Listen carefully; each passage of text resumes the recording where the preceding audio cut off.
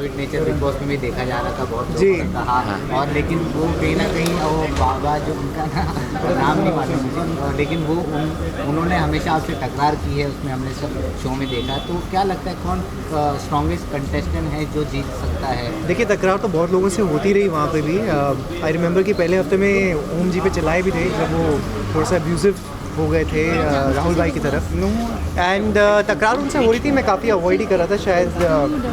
पाँचवें हफ्ते तक बिल्कुल भी मैं उनसे ज़्यादा बात कर नहीं रहा था। बट आई होप कि अगर अच्छे से खेलें तो रोहन या फिर गौरव में से कोई जीते। I will be very happy.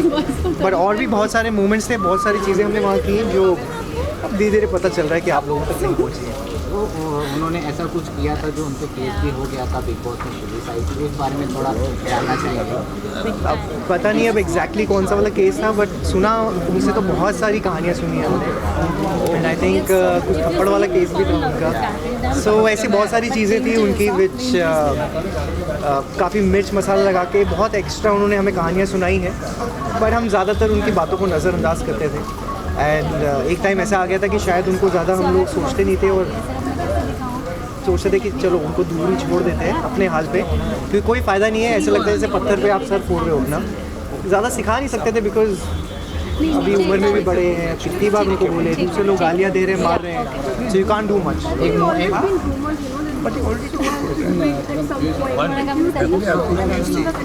I think पहले तो बहुत कहा जाता था कि ये स्क्रिप्टेड है, बट स्क्रिप्टेड नहीं है। अब रिग्ड है कि नहीं, अब मुझे मेरा ये कहना भी थोड़ा गलत होगा, बट जिसको जो समझना है वो ज़्यादा स्मार्ट है।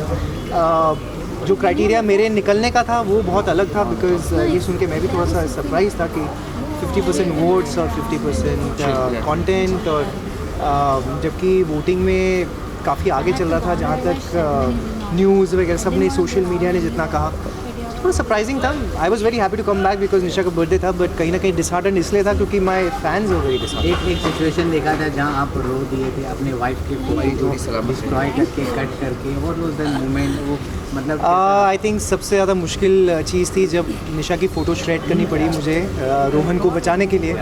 आई थिंक उसकी अहमियत उनसे ज़्यादा या मेरे से ज़्यादा कोई और समझ नहीं सकता है। And I don't want anybody to understand also, but वो करनी ज़रूरी थी चीज़, क्योंकि रोहन को बचाना बहुत ज़रूरी था मेरे लिए। So that was the toughest thing that I did in the house.